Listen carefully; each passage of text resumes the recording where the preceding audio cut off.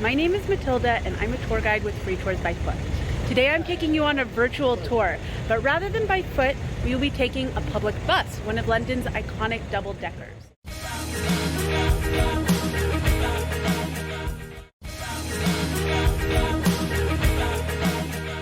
The tour starts here outside of Victoria Station and ends near the Tower of London. It is available as an audio tour, which you can download and then use to hop on and off at different locations. If you have any questions at any point during the tour, please leave them in the comments. We hope you enjoy it. Please like the video and subscribe to our channel for more virtual tours. And if you visit London, be sure to take a free tour with us, Free Tours by Foot. All right, let's do it.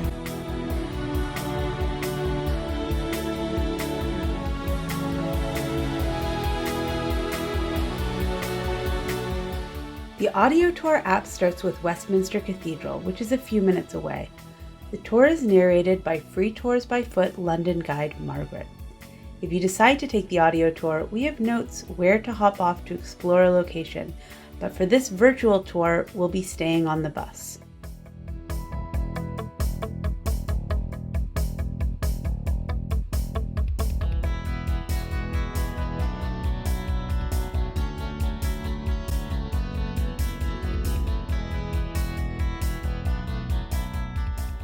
To your right, you will soon see the beautiful red and white bricks of Westminster Cathedral, the United Kingdom's largest Catholic church.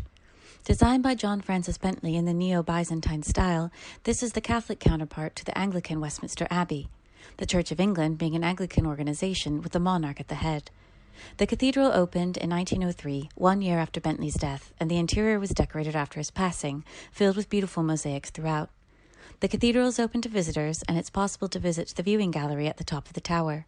At 64 meters, or 210 feet, above street level, a trip to the top of the viewing gallery offers beautiful views of Westminster.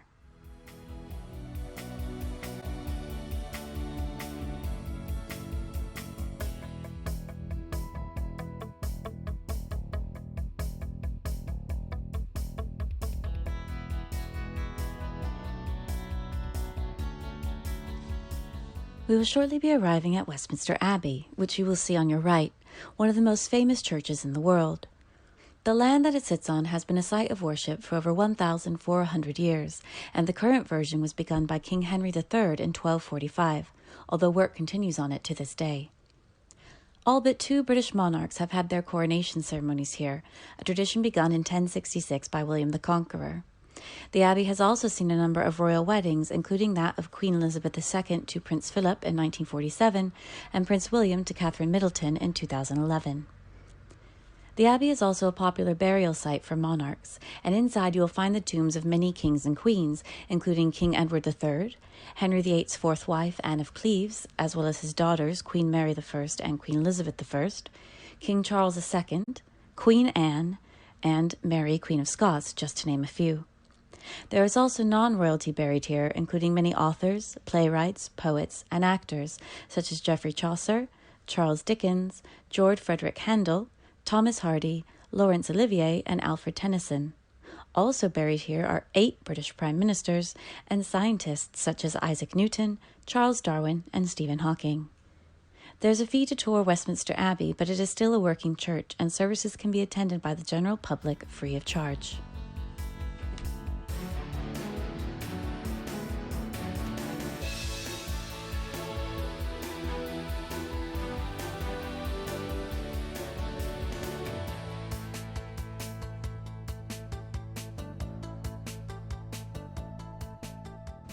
As you circle around Parliament Square, you will get a view of Big Ben and the Palace of Westminster, better known as the Houses of Parliament.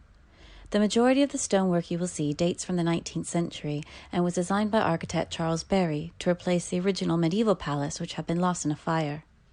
The clock tower, technically called the Queen Elizabeth II Tower since 2012, that famously houses the bell known as Big Ben, was designed by Augustus Pugin, who completed the project in 1859 when it was the largest accurate 4-phase chiming clock in the world. Today, it is the most iconic symbol of our city.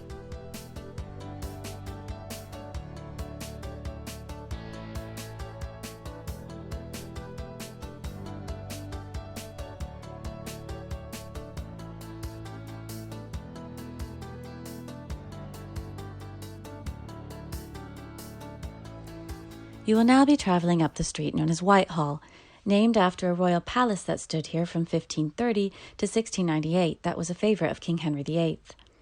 Today, the word Whitehall is synonymous with government, as the Home Office, Foreign Office, and Treasury are all located here. National monuments are here also. You will see both the cenotaph and the Women of World War II monuments in the middle of the road as you travel. You will also get a glimpse of the Prime Minister's house at number 10 Downing Street through the big black gates on your left. Downing Street has been home to the majority of our Prime Ministers since the very first took residence here, Robert Walpole, in 1732. Ahead will be two large white buildings, one on your left and your right. The one on the right is Banqueting House, the only surviving piece of the former Palace of Whitehall. This used to be the Grand Hall, a site of banquets, parties, and fetes, but also saw one of the darkest moments in the history of the British monarchy. Just above the door is the bust of King Charles I, who was executed right outside the Banqueting House after losing the Civil War against parliamentarian troops in 1649. On the left, below the white stone towers, is the arched entrance to Horse Guards Parade, formerly the tilt yard of the palace. Today, it is a large courtyard that hosts yearly events such as the Queen's birthday ceremony, Trooping the Colour. You may also get a chance to see members of the household cavalry, soldiers who work on behalf of Her Majesty, who sit on horseback on the edge of the street and guard the entrance to the white stone building known as Horse Guards, which currently contains military headquarters. Take note that the clock on top of the Horse Guards building has a small black spot at the 2 o'clock position, a reference to Charles I's execution, which took place as the clock struck that hour.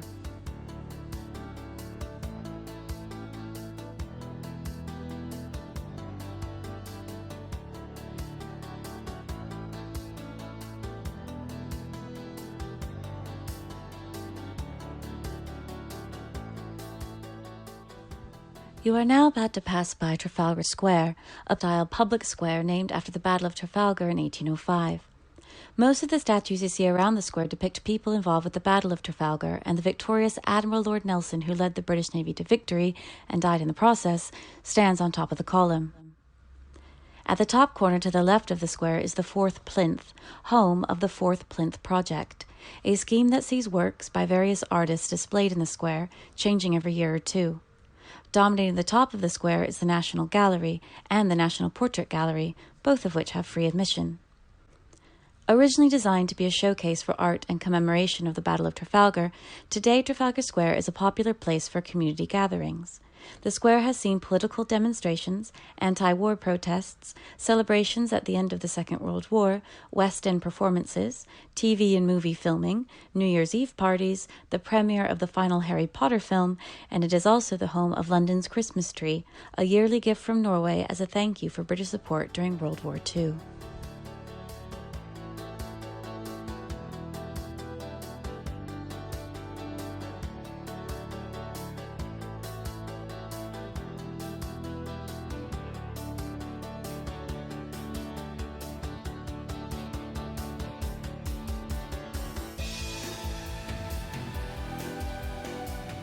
As you leave Trafalgar Square, the small streets and pretty shops on your left make up the lower part of Covent Garden. Originally Convent Garden, the land was owned by Westminster Abbey and was used to grow fruit and vegetables. From then, it became a fruit, vegetable, and flower market that existed for centuries before being shut down in the 1960s as traffic in the area was preventing traders coming in and out.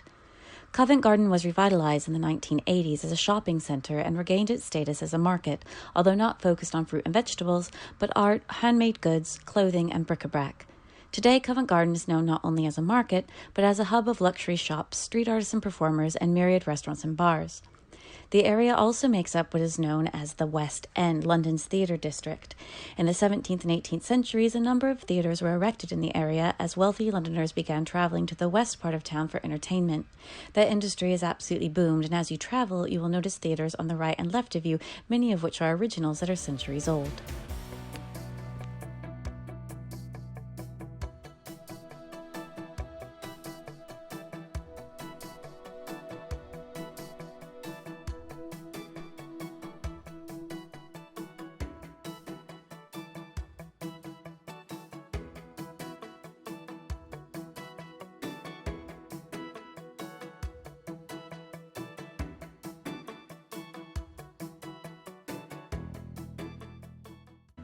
You are now headed directly east, leaving the Westminster area and heading toward the City of London.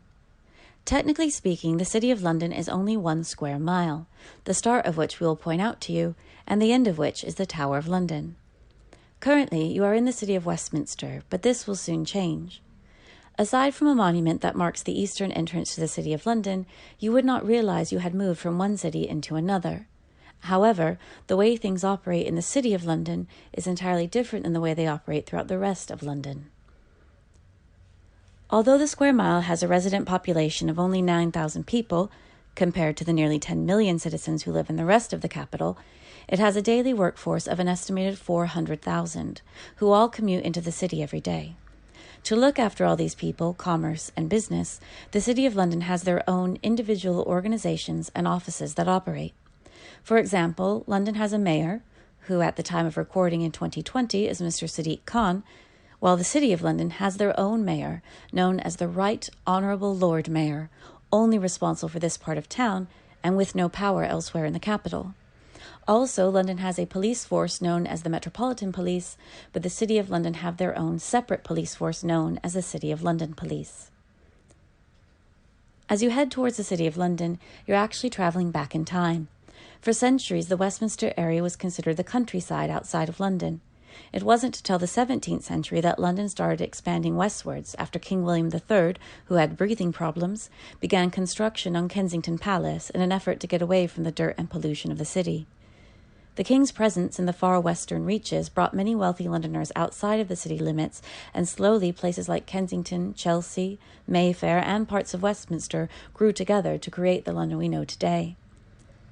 The City of London was London for centuries, having been founded by the Romans as Londinium in the 1st century as a wealthy trading port. Following the Battle of Hastings in 1066, William the Conqueror marched on London, but was unable to defeat its citizens. In an effort to maintain peace and prosperous trade, a delegation from London surrendered the city, and in thanks, William granted the citizens of London a charter which upheld their previous rights, privileges, and laws, setting the scene for a separate, powerful, almost self-governing city. It is worth noting that in the square mile, William the Conqueror is simply referred to as King William I, having never actually conquered London at all.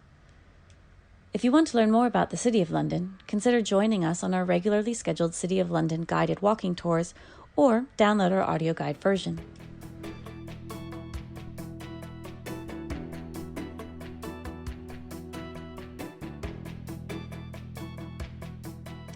Soon you will see the large Australian High Commission on your right, and just across the street from it is a church called St. Clement Danes. St. Clement Danes was designed by architect Christopher Wren in the late 17th century. Originally, it was a neighbourhood church, but today this area is primarily used for business, so there is no neighbourhood to speak of.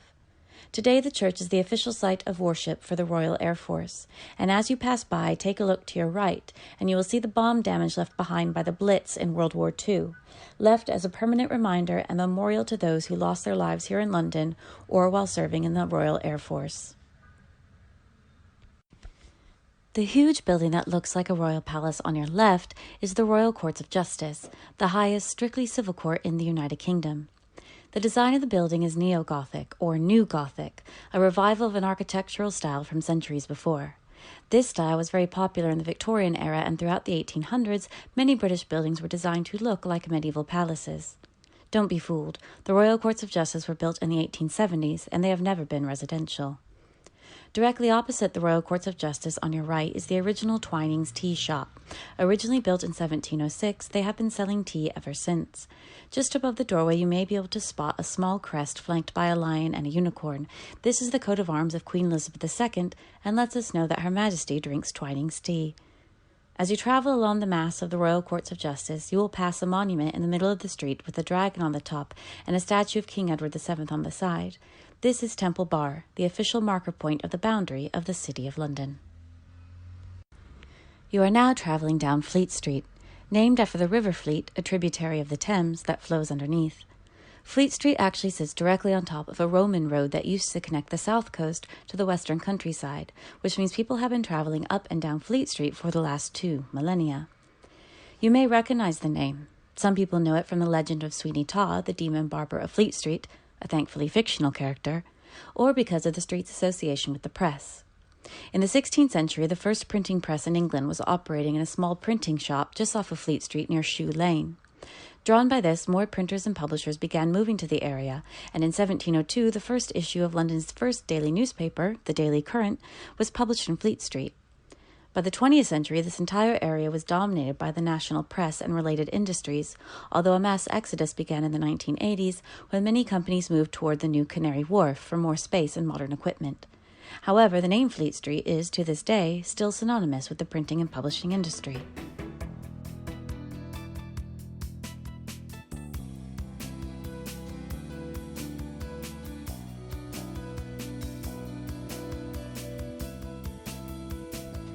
Shortly before you reach the junction ahead, take a look to your right, and down a very small courtyard you will see the rising spire of St. Bride's Church. This is another Christopher Wren designed building, and when it was constructed at the end of the 17th century, it was for a period of time the tallest building in London. Today it is famous for its spire, the design of which is said to have inspired today's modern multi-tiered wedding cakes.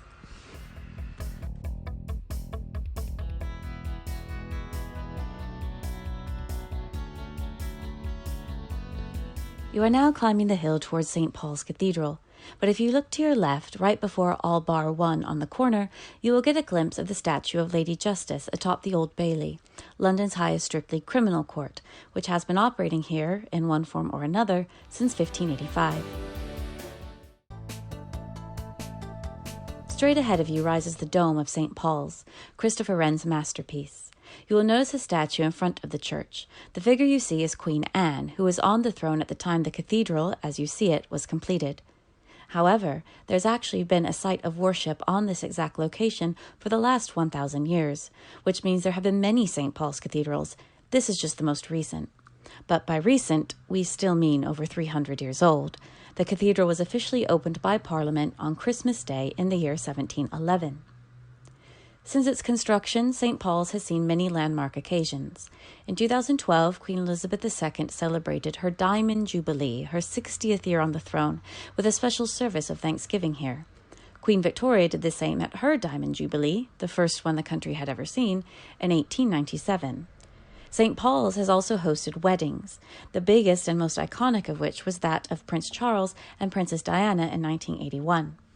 And the church has also seen the funerals of numerous famous figures such as Admiral Lord Nelson, who you saw in Trafalgar Square, the Duke of Wellington, Winston Churchill, the Queen Mother, and that of Christopher Wren himself, who is interred inside with an epitaph that simply states, quote, "Reader, if you seek his memorial, look around you." As you travel around the cathedral, you will get a good view of the dome. This is one of the largest church domes in the world and weighs approximately 65,000 tons. When visiting St. Paul's, it is possible to climb to the top of the dome and step out onto what is called the Golden Gallery, with stunning views across the city. You will notice a number of curved recesses in the side of the cathedral that look as though there should be statues inside. These are called niches and were in fact designed to be empty. Their inclusion in the architecture of the cathedral is simply to break up the side of the church, which would otherwise just be a plain stone wall.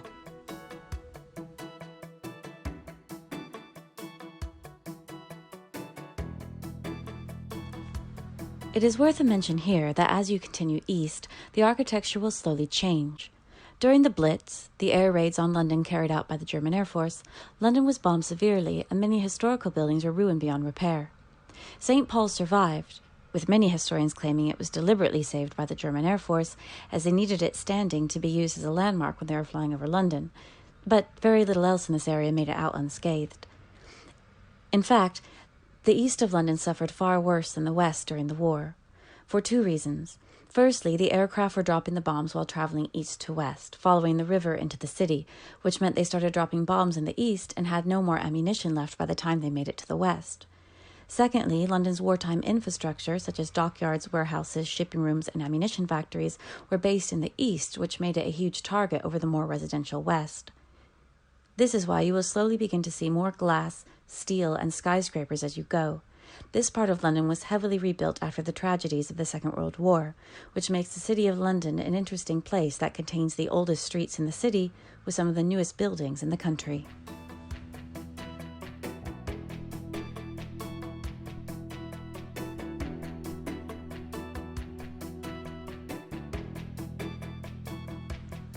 You are now headed toward London's financial heart, the huge traffic junction ahead. As you approach, you will see three main buildings. To your right, the building with the columns is Mansion House. Since the 1750s, this has been the home and office of all the Lord Mayors of London. Ahead and to your left with a huge wall around it. This is the Bank of England, the world's second oldest central bank. The wall you see plunges down into the ground a further 7 stories below the building, surrounding the underground vaults of the bank, which are estimated to hold around 1/5 of the world's supply of solid bars of gold. Straight ahead, with the columns and the figure on horseback in front, is the Royal Exchange. Very simply put, the Royal Exchange was London's first shopping mall. Queen Elizabeth I granted the charter to found the Exchange as a place for wealthy people to shop, so they would not have to walk through the mud and the rain at the nearby markets like everybody else. Today, it is still a centre for commerce, housing luxury shops and restaurants.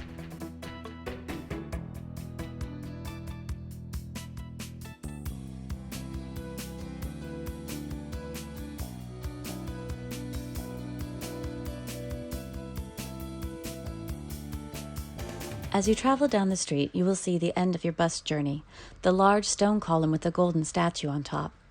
This is the monument to the Great Fire of London, which took place in September 1666. On the very early hours of the 2nd of September, a small fire started in a bakery on Pudding Lane, and eventually this fire spread throughout all of London, demolishing the entire medieval city and rendering an estimated 70,000 people homeless in a single event. When London was being rebuilt, the king requested that a monument be created to commemorate this event. Christopher Wren and another architect named Robert Hooke designed the monument, with its beautiful gilded urn of fire on the top. The column itself is 202 feet tall exactly, because if you tipped it over onto its side, the top of it would touch the spot on Pudding Lane where the Great Fire is thought to have begun. And, at 202 feet tall, that makes the monument the tallest, freestanding, stone column in the entire world, and the public are more than welcome to climb it. On your descent, you'll be issued with a certificate that congratulates you on having successfully made it up and down over 300 steps. And that is the end of our tour. We hope you enjoyed it. If you did, please like the video and subscribe to our channel for more virtual tours. And when you visit London, remember to take a free tour with us, free tours by foot. See you next time.